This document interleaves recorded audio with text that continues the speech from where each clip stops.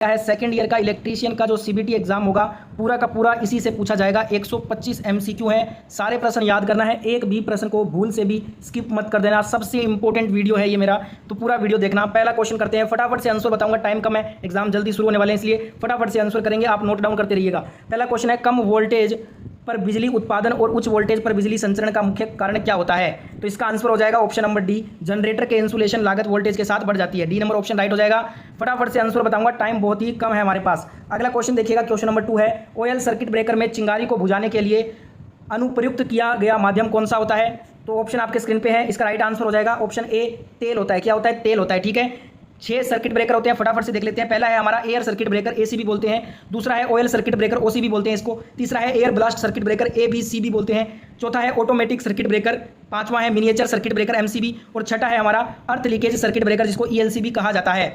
Next question देखिएगा, अगला question है, ट्रांसफार्मर कोर किसके लिए लेमिनेटेड की जाती है? तो इसका आंसर हो जाएगा, ट्रांसफार्मर जो कोर है ना, एडी करंट लॉस को कम करने के लिए लेमिनेटेड की जाती है। डी नंबर ऑप्शन यहाँ पे हमारा राइट आंसर हो जाएगा। नेक्स्ट क्वेश्चन देखिएगा, उस स्थान को क्या कहा जाता है जहां 3 फेज अल्टरनेटर द्वारा उत्पादित विद्युत शक्ति को समानांतर जोड़ा जाता है? तो इसको क्या कहते हैं? फटाफट से देखिए आंसर, इसको बोलते हैं generating station. C number option यहाँ पे राइट आंसर हो जाएगा। सारे आंसर आपको याद करने हैं, एक भी क्वेश्चन मत छोड़ देना, पूरा का पूरा सीबीटी पेपर इससे बाहर कुछ भी नहीं आएगा सेकंड ईयर इलेक्ट्रीशियन में। तो सारे 125 एमसीक्यू है ना, सारे के सारे आप रट डालो एग्जाम से पहले। अगला क्वेश्चन है, डीसी इलेक्ट्रिक पावर ट्रांसमिशन का मुख्य फायदा निम्नलिखित में से कौन सा होता है? फटाफट से देखेंगे इसका आंसर, ऑप्शन नंबर बी इसका राइट आंसर है। इसके लिए केवल 2 वायरों की आवश्यकता है। बी नंबर ऑप्शन यहाँ पे राइट आंसर होगा। आप स्क्रीनशॉट ले लीजिए या फिर कॉपी में नोट डाउन कर लीजिए सारे क्वेश्चन और आंसर, रिवीजन करने में बाद में हेल्प होगा। क्वेश्चन नंबर 6 है, नियंत्रक उपकरण के रूप में प्रयुक्त मिनिएचर सर्किट ब्रेकर्स एमसीबी इनमें से किस प्रकार की सुरक्षा प्रदान करते हैं? पहला है ओवरलोड से सुरक्षा, दूसरा है शॉर्ट सर्किट से सुरक्षा। दोनों से सुरक्षा प्रदान करती है एमसीबी। तो राइट आंसर हमारा क्या हो जाएगा? राइट आंसर हो जाएगा ऑप्शन नंबर ए, 1 और 2 दोनों यहाँ पे राइट आंसर है। ए नंबर ऑप्शन यहाँ पे राइट हो जाएगा। अगला क्वेश्चन देखिएगा, क्वेश्चन नंबर 7 है, हेयर ड्रायर, वैक्यूम क्लीनर और घरेलू खाद प्रोसेसर में निम्नलिखित में से कौन सा मोटर प्रयुक्त किया जाता है? तो इसका आंसर हो जाएगा यूनिवर्सल मोटर। कौन सा? Universal motor. B number option यहाँ पे राइट आंसर होगा। अगला क्वेश्चन देखिएगा, क्वेश्चन है, टाइमिंग और कंट्रोल प्रोसेस के लिए प्रयुक्त मोटर का प्रकार कौन सा होता है? तो इसके लिए जो मोटर होता है वो होता है रिकल्टेंस मोटर। कौन सा होता है? Reluctance motor. C number option right हो जाएगा। फटाफट से सारे आंसर याद करना है, एक भी क्वेश्चन स्किप नहीं करना है आपको। ठीक है, 9 नंबर क्वेश्चन, सर्किट ब्रेकर में रिले का कार्य क्या होता है? सर्किट ब्रेकर में रिले का कार्य होता है, जब एक्चुएटिंग मात्रा एक निश्चित पूर्व निर्धारित मान तक पहुंचती है तो संपर्कों को बंद करना, ये सर्किट ब्रेकर में रिले का कार्य है। ए नंबर ऑप्शन यहाँ पे राइट आंसर हो जाएगा। नेक्स्ट क्वेश्चन देखिएगा, क्वेश्चन नंबर 10 है दोस्तों, 25 मेगावाट पावर स्टेशन की अधिकतम मांग 20 मेगावाट है, वार्षिक लोड फैक्टर 50% है, पावर प्लांट कैपेसिटी फैक्टर कितना होगा? प्लांट कैपेसिटी फैक्टर होगा 40%। कितना होगा? 40% होगा। बी नंबर ऑप्शन यहाँ पे राइट हो जाएगा।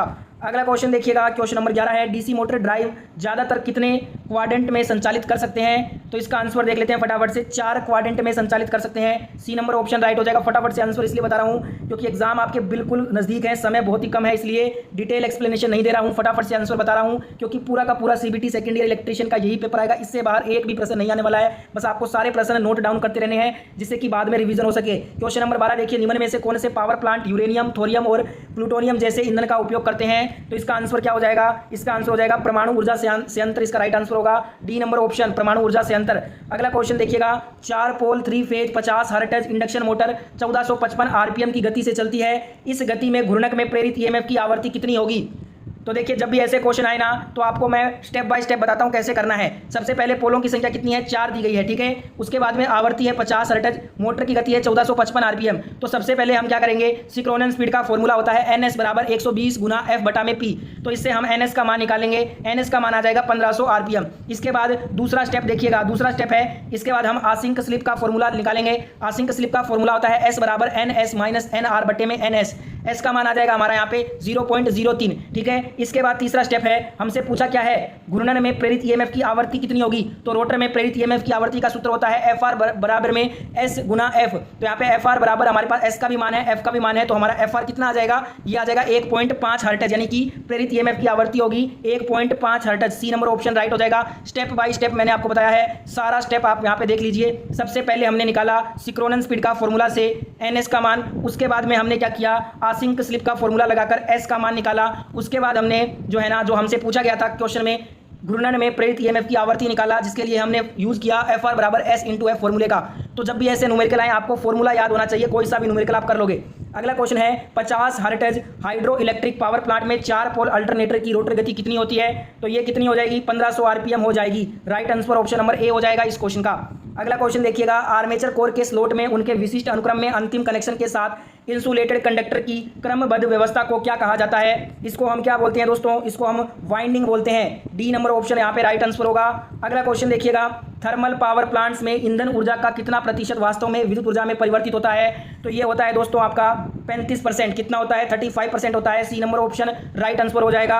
अगला क्वेश्चन है, किसी डीसी जनरेटर में मेन पोल की तुलना में इंटरपोल की पोलरिटी क्या होती है? तो ये दोस्तों होती है इसके आगे घूर्णन की दिशा में अगले मेन पोल की पोलरिटी के समान होता है। सी नंबर ऑप्शन राइट हो जाएगा। फटाफट से सारे आंसर याद करने हैं, एक भी क्वेश्चन स्किप नहीं करना है।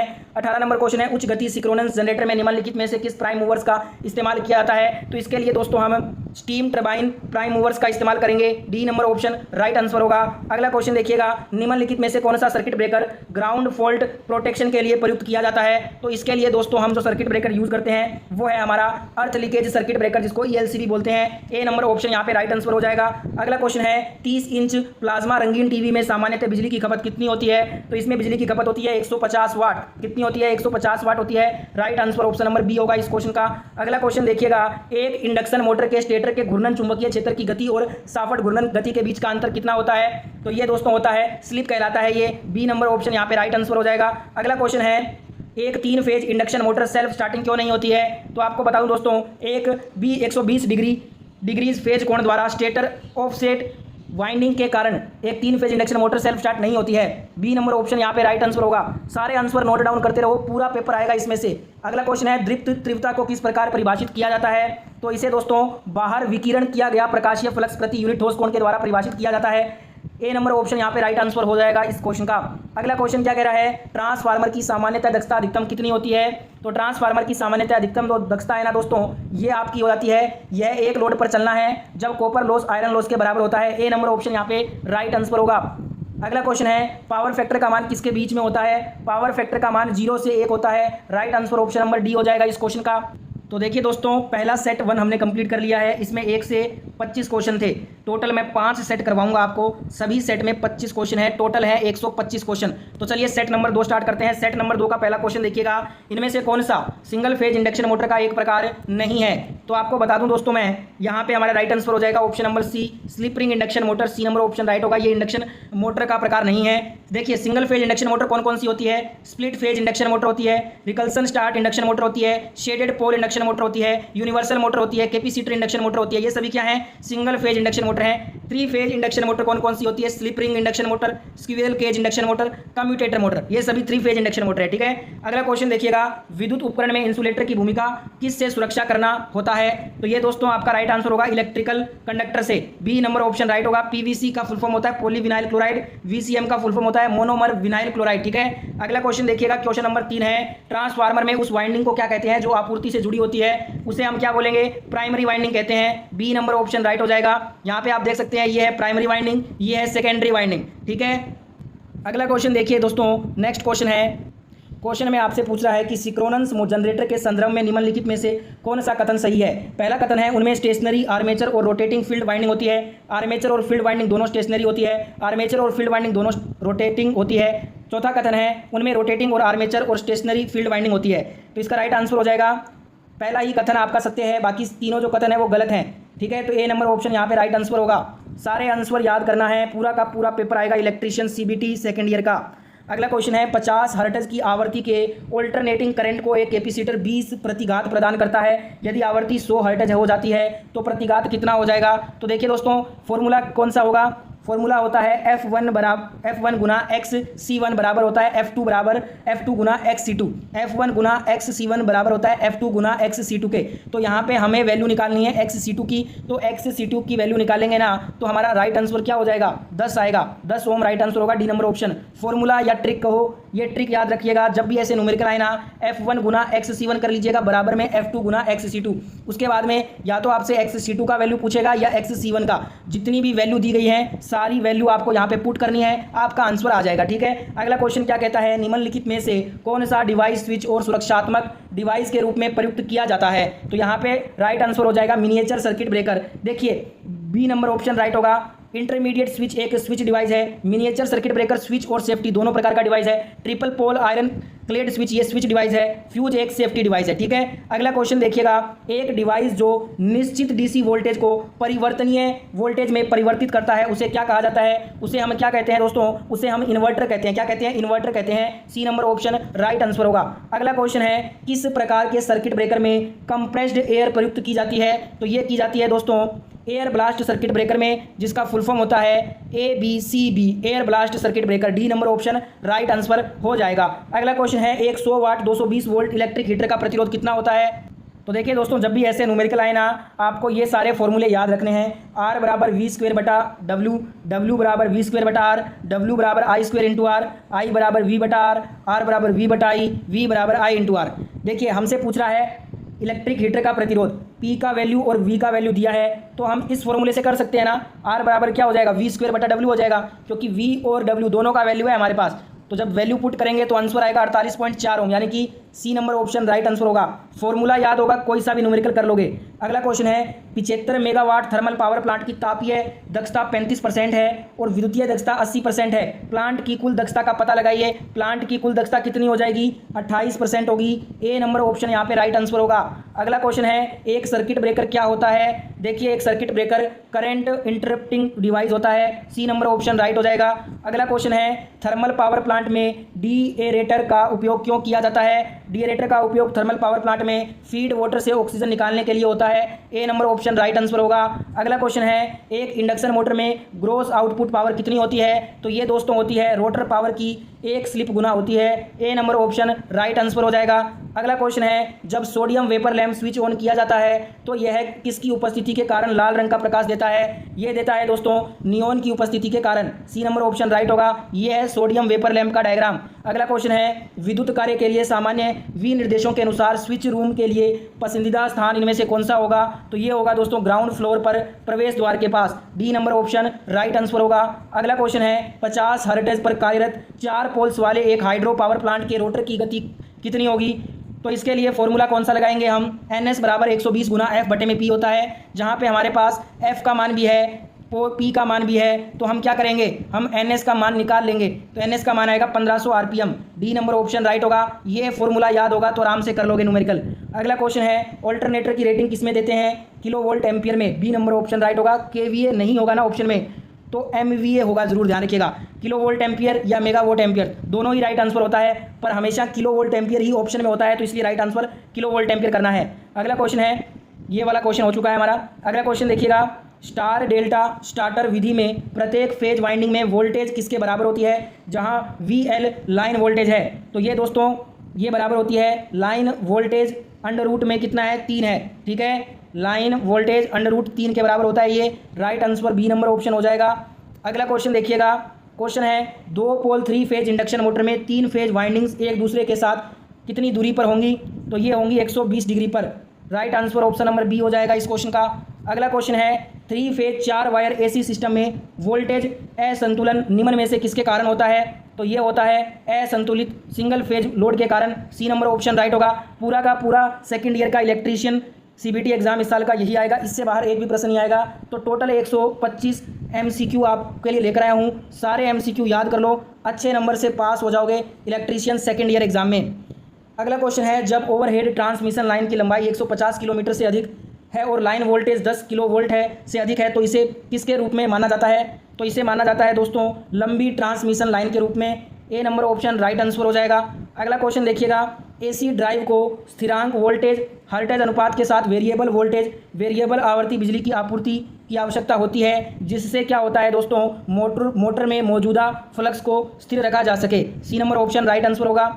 अगला क्वेश्चन है, लॉन्ग ट्रांसमिशन लाइन का वोल्टेज रेटिंग कितना होता है। तो ये होता है 100 किलोवोल्ट से अधिक। राइट आंसर ऑप्शन डी हो जाएगा। अगला क्वेश्चन है, एक कोर टाइप ट्रांसफार्मर में क्या होता है? एक कोर टाइप ट्रांसफार्मर में एक चुंबकीय पथ होता है। C number option right answer होगा। अगला क्वेश्चन है, उस ट्रांसफार्मर को क्या कहा जाता है जिसमें कॉमन लेमिनेटेड कोर पर एक से अधिक प्राइमरी या एक से अधिक सेकेंडरी वाइंडिंग होती है? इसे हम बोलते हैं दोस्तों मल्टीपल वाइंडिंग ट्रांसफार्मर। डी नंबर ऑप्शन राइट होगा। इसी के साथ सेट नंबर 2 भी हमारा कंप्लीट हो गया। अब अपने स्टार्ट कर रहे हैं सेट नंबर 3। देखिए दोस्तों, सेट नंबर 3 का पहला क्वेश्चन है, यदि 6 पोल इंडक्शन मोटर के स्टेटर को आपूर्ति की आवृत्ति 50 हर्ट्ज है और रोटर की आवृत्ति 2 हर्ट्ज है तो स्लिप की प्रतिशतता क्या होगी? तो स्लिप की प्रतिशतता क्या होगी दोस्तों? ये इसके लिए फॉर्मूला देखिए कौन सा है, एफ आर बराबर एस गुना एफ। जहाँ पे हमारे पास एस का मान निकालना है तो एस बराबर 50/2 हो जाएगा। यानी कि जो हमारा राइट आंसर होगा दोस्तों वो क्या होगा, 4% होगा। क्या होगा? 4%। सी नंबर ऑप्शन राइट होगा। फॉर्मूला आपको ये लगाना है, उसके बाद वैल्यू पुट करके इस टाइप से करके आप जब करोगे न्यूमेरिकल तो आंसर आएगा 4%। अगला क्वेश्चन देखिएगा, ट्रांसफॉर्मर में निम्नलिखित में से कौन सी वाइंडिंग का क्रॉस सेक्शनल क्षेत्र अधिक होता है? तो ये होता है कम वोल्टेज वाइंडिंग का। B number option right answer होगा। अगला क्वेश्चन है, डीसी जनरेटर में इनपुट की प्रकृति क्या होती है? देखिए, अगर वीडियो अच्छा लग रहा है तो सभी प्यारे दोस्त एक बार वीडियो को लाइक कीजिएगा। आपके लिए इतना मेहनत कर रहे हैं तो सभी प्यारे दोस्त एक बार लाइक कर दीजिए और ज़्यादा से ज़्यादा अपने सेकंड ईयर के जितने भी इलेक्ट्रीशियन के दोस्त हैं सभी की मदद करने के लिए ये पेपर उनके साथ ज़रूर शेयर करना। ज़्यादा से ज़्यादा ग्रुप में शेयर करिएगा। चैनल को सब्सक्राइब करके नोटिफिकेशन ऑन कर लीजिए रोजाना आईटीआई की वीडियो देखने के लिए। डीसी जनरेटर में इनपुट की जो प्रकृति होती है वो दोस्तों यांत्रिक शक्ति कहलाती है। C number option right answer होगा। अगला क्वेश्चन है, एक सिंक्रोनस मोटर की गति प्रत्यक्ष रूप से किस प्रकार भिन्न की जा सकती है? तो ये की जा सकती है आपूर्ति की आवृत्ति को बदलकर। यहाँ पे ये फॉर्मूला आप ध्यान रखिएगा, एन एस बराबर 120 गुना एफ बटे में पी होता है। सी नंबर ऑप्शन यहाँ पे राइट आंसर हो जाएगा। अगला क्वेश्चन देखिएगा दोस्तों, किसी पावर प्लांट की अधिकतम मांग 80 मेगावाट है, उपयोगिता फैक्टर 0.8 है, प्लांट की आरक्षित क्षमता कितनी होगी? प्लांट की आरक्षित क्षमता होगी 20 मेगावाट। डी नंबर ऑप्शन राइट आंसर होगा। सारे के सारे क्वेश्चन आपके सीबीटी सेकंड ईयर इलेक्ट्रीशियन में पूछे जाएंगे, इनसे बाहर एक भी प्रश्न नहीं आएगा। इसलिए 125 एमसीक्यू का ये वीडियो है। 125 एमसीक्यू याद कर लो, अच्छे नंबर से पास हो जाओगे इलेक्ट्रीशियन सेकंड ईयर एग्जाम में। तो बिना स्किप किए हुए एक भी क्वेश्चन को स्किप मत कर देना। जो क्वेश्चन स्किप कर दोगे वो पेपर में आ जाएगा, बाद में पछताओगे। इसलिए बिना स्किप किए हुए पूरा वीडियो लास्ट तक देखिएगा और 125 एमसीक्यू क्वेश्चन रट लीजिए। अगला क्वेश्चन है, इलेक्ट्रिक बेल में किस प्रकार के चुंबक का इस्तेमाल होता है? तो इलेक्ट्रिक बेल में दोस्तों इलेक्ट्रोमैग्नेटिक प्रकार का चुंबक इस्तेमाल होता है। डी नंबर ऑप्शन राइट आंसर होगा। अगला क्वेश्चन है, बहुत उच्च गति के ऑल्टरनेटर में किस प्रकार का रोटर प्रयुक्त होता है? तो इसमें दोस्तों हमारा non salient pole rotor use होता है। राइट आंसर ऑप्शन सी हो जाएगा। अगला क्वेश्चन है, यूनिवर्सल मोटरों में कंपनसेटिंग वाइंडिंग किस लिए प्रयुक्त की जाती है? तो ये प्रयुक्त की जाती है आर्मेचर प्रतिक्रिया के प्रभाव को कम करने के लिए। ए नंबर ऑप्शन यहाँ पे राइट आंसर हो जाएगा। अगला क्वेश्चन है, 220 वोल्टेज एसी सप्लाई के 1 टन एयर कंडीशनर की सामान्य अनुमानित रेटिंग क्या होगी? तो इसकी सामान्य अनुमानित रेटिंग होगी 1600 वाट। इसकी जो रेटिंग होती है वो 1600 वाट से 1750 वाट होती है। डी नंबर ऑप्शन राइट आंसर होगा।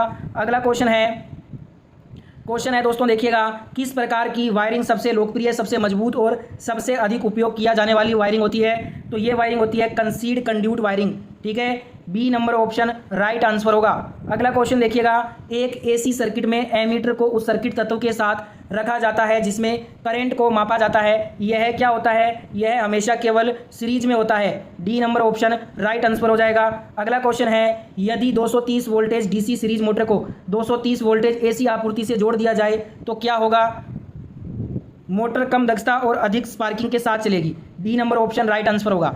अगला क्वेश्चन है, निम्नलिखित में से कौन सा circuit breaker ground fault protection के लिए प्रयुक्त किया जाता है? तो ये किया जाता है दोस्तों अर्थ लीकेज सर्किट ब्रेकर। डी नंबर ऑप्शन राइट हो जाएगा। अगला क्वेश्चन है, कम वोल्टेज उपकरणों 440 वोल्टेज पर मेगर टेस्ट करने के लिए पर्याप्त वोल्टेज रेटिंग क्या होगी? पर्याप्त वोल्टेज रेटिंग होगी 500 volt. Right answer option number C हो जाएगा। अगला क्वेश्चन है, बिजली वितरण लाइन के कंडक्टर का आकार किस पर निर्भर करता है? तो ये दोस्तों निर्भर करता है करंट ले जाने की क्षमता पर। Right answer option number C हो जाएगा। अगला क्वेश्चन है, किस पावर प्लांट के लिए लोड फैक्टर को किसके अनुपात के रूप में परिभाषित किया जाता है? तो ये किया जाता है औसत लोड और अधिकतम मांग का अनुपात पर। Right answer option number A हो जाएगा।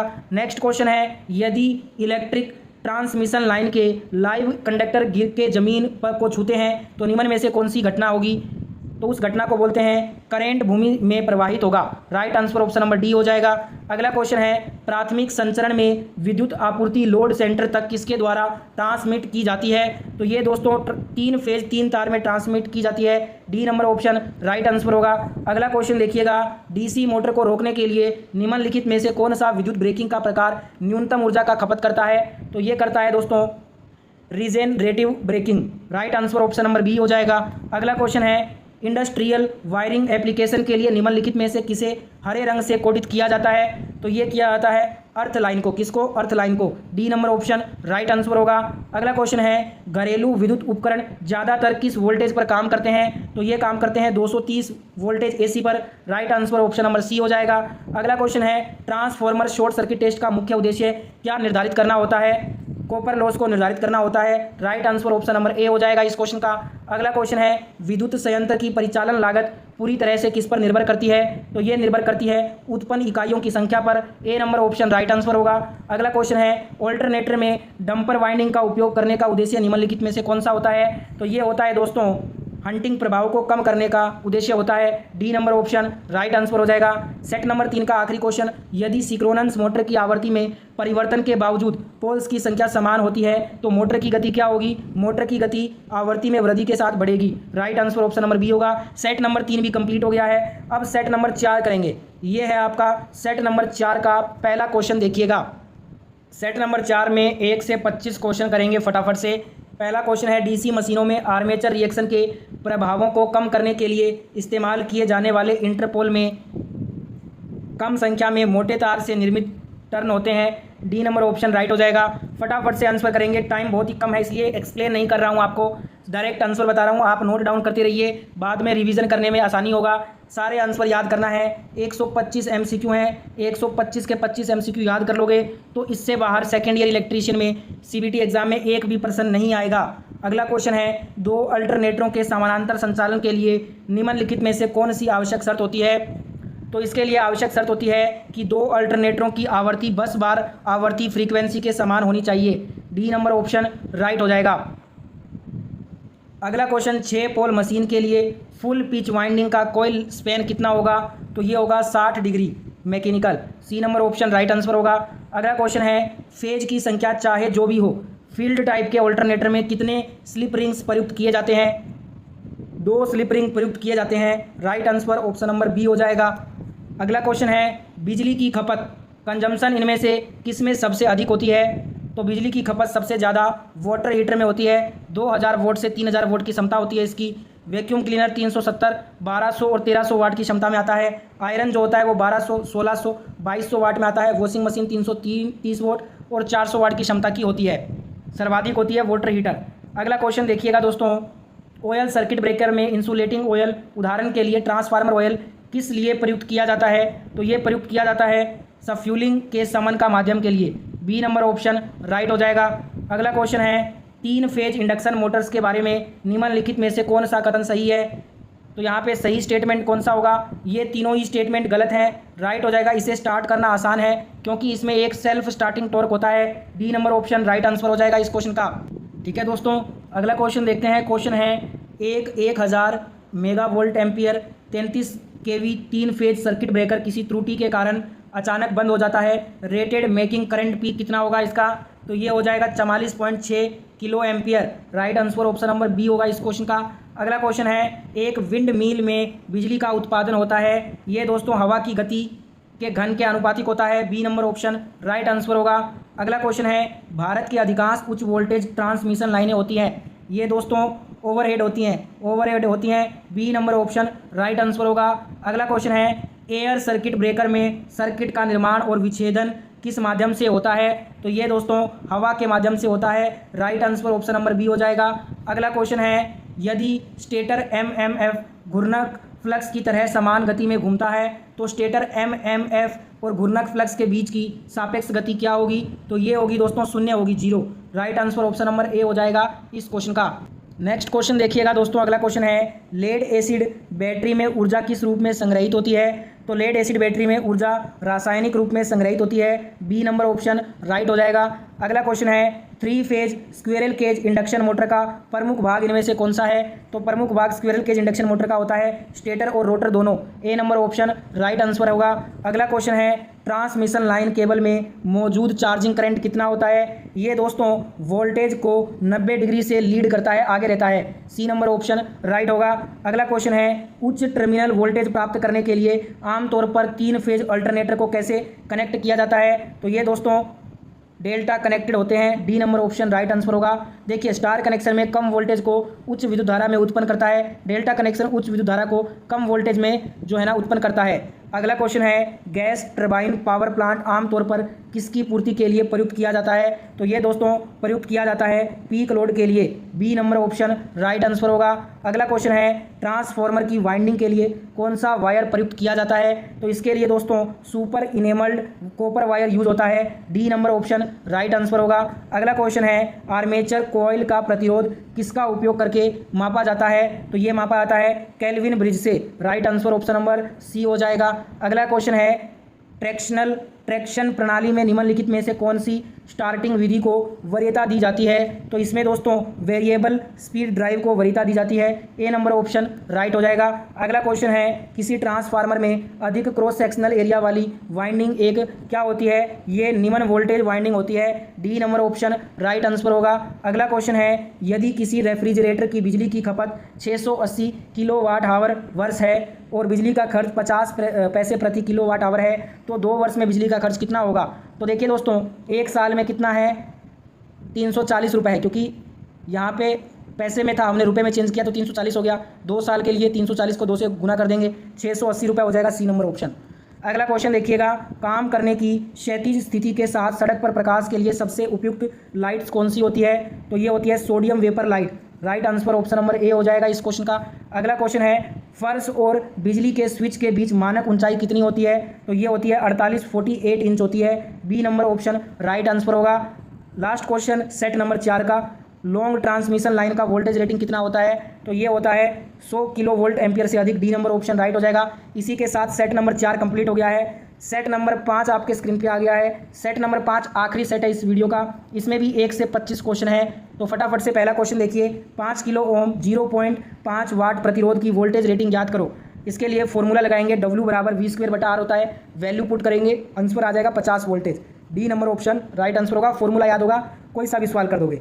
अगला क्वेश्चन है अर्धचालक में कितने संयोजी इलेक्ट्रॉन होते हैं? अर्धचालक में दोस्तों 4 संयोजी इलेक्ट्रॉन होते हैं। कार्बन में देखिए 6 होते हैं, सिलिकॉन में 14, जर्मेनियम में 32 होते हैं। ठीक है, अगला क्वेश्चन देखिएगा दोस्तों। क्वेश्चन है लेक्लांच सेल का ईएमएफ लगभग कितना होता है? लेक्लांच सेल का ईएमएफ लगभग 1.5 वोल्ट होता है। बी नंबर ऑप्शन राइट हो जाएगा। ये है हमारा लेक्लांच सेल। ठीक है, अगला क्वेश्चन है निम्न में से कौन सा पदार्थ प्रतिचुंबकीय पदार्थ है? तो प्रतिचुंबकीय पदार्थ हो जाएगा सोना। राइट आंसर ऑप्शन ए होगा। इसका स्क्रीनशॉट ले लीजिए। यहाँ पे अचुंबकीय, प्रतिचुंबकीय और लोह चुंबकीय पदार्थ दिए गए हैं।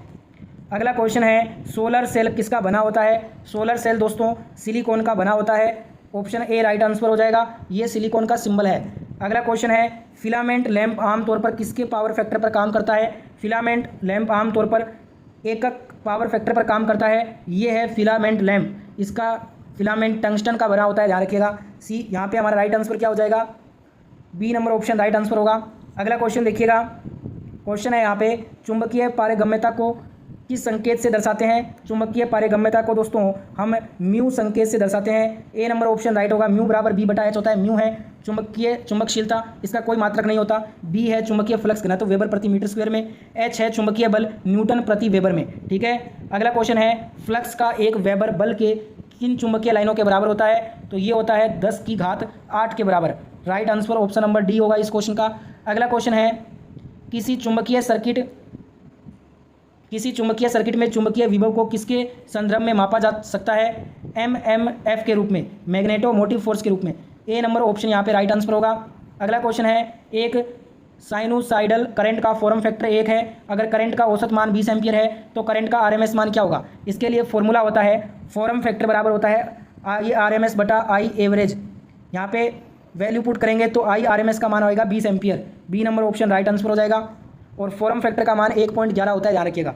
अगला क्वेश्चन है किसी सर्किट में 20 ओम का रजिस्टर 0.5 एम्पियर का करंट प्रवाहित करता है। पूरे रजिस्टर में वोल्टेज कितना होगा? तो फॉर्मूला होता है ओम के नियम में V बराबर I into R, value put करेंगे, राइट आंसर 10 वोल्टेज हो जाएगा, बी यहाँ पे राइट आंसर होगा। अगला क्वेश्चन है फ्लेमिंग के बाएं हाथ के नियम में बीच की उंगली किसको दर्शाती है? बीच की उंगली दोस्तों कंडक्टर से होकर प्रवाहित होने वाली करंट की दिशा को दर्शाती है, B number option right answer होगा। अगला क्वेश्चन है सिंगल फेज AC सर्किट में पावर को किस में व्यक्त किया जाता है? पावर को VI cos थीटा में व्यक्त करते हैं, ए नंबर ऑप्शन राइट हो जाएगा। अगला क्वेश्चन है उससे पहले यूनिटी पावर फैक्टर XC बराबर XL होता है, लीडिंग पावर फैक्टर XC बराबर XC बड़ा होता है XL से, लेगिंग पावर फैक्टर में XC पीछे होता है XL से। अगला क्वेश्चन है एक बिना फिल्टर के रेक्टिफायर सर्किट का आउटपुट कितना होता है? तो ये दोस्तों कंपायमान DC होता है, पल्सेटिंग DC, डी नंबर ऑप्शन राइट आंसर हो जाएगा। अगला क्वेश्चन है इलेक्ट्रोलाइट का किसमें बैटरी चार्ज होने की स्थिति को दर्शाता है? इलेक्ट्रोलाइट का विशिष्ट गुरुत्व जो है बैटरी चार्ज होने की स्थिति को दर्शाता है, डी नंबर ऑप्शन राइट हो जाएगा। अगला क्वेश्चन है एक इलेक्ट्रिक मोटर की शक्ति निर्धारण करें जो 220 वोल्टेज लाइन से 5 एम्पियर धारा लेता है। तो इसके लिए फॉर्मूला होता है W बराबर V इंटू आई, वैल्यू पुट करोगे आंसर आ जाएगा 1100 वाट, ई नंबर ऑप्शन राइट आंसर होगा। अगला क्वेश्चन है सिंक्रोनस मोटर का निर्माण किसके समान होता है? तो ये होता है अल्टरनेटर के समान, डी नंबर ऑप्शन राइट आंसर होगा। अगला क्वेश्चन है प्रेरण मोटर में घूर्णन चुंबकीय क्षेत्र की गति को किस रूप में जाना जाता है? तो ये तुल्यकालिक गति के रूप में जाना जाता है, डी नंबर ऑप्शन राइट हो जाएगा। अगला क्वेश्चन है यदि एकल कला मोटर का संधारित्र लघु परिपथ है तो मोटर क्या होगा? मोटर दोस्तों प्रारंभ नहीं होगा, ए नंबर ऑप्शन राइट आंसर हो जाएगा। अगला क्वेश्चन है एक हिस्टेरिसिस मोटर किसके सिद्धांत पर कार्य करती है? हिस्टेरिसिस मोटर सेथिल्य हानि सिद्धांत पर काम करती है, सी नंबर ऑप्शन राइट हो जाएगा। अगला क्वेश्चन है यदि 50 हर्ट्ज 3 फेज प्रेरण मोटर में पूर्ण लोड गति 1440 RPM है तो मोटर में पोल्स की संख्या क्या होगी? इसके लिए फॉर्मूला लगाएंगे NS बराबर 120 गुना F बटा में P। यहाँ पे हमें किसकी P की वैल्यू निकालनी है, तो P का मान आएगा 4.16 यानी कि 4 पोल्स की संख्या होगी, बी नंबर ऑप्शन राइट हो जाएगा। फॉर्मूला याद होगा, कोई सा भी न्यूमेरिकल आराम से कर लोगे। अगला क्वेश्चन है मिक्सर में निम्नलिखित में से कौन सा मोटर प्रयुक्त होता है? मिक्सर के अंदर सर्वव्यापक मोटर यूज होता है, डी नंबर ऑप्शन राइट आंसर होगा।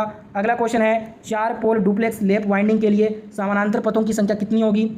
8 होगी, कितनी होगी? 8 होगी, राइट आंसर डी नंबर ऑप्शन हो जाएगा। लास्ट क्वेश्चन है इस वीडियो का DC मोटर का बैक EMF किस पर निर्भर करता है?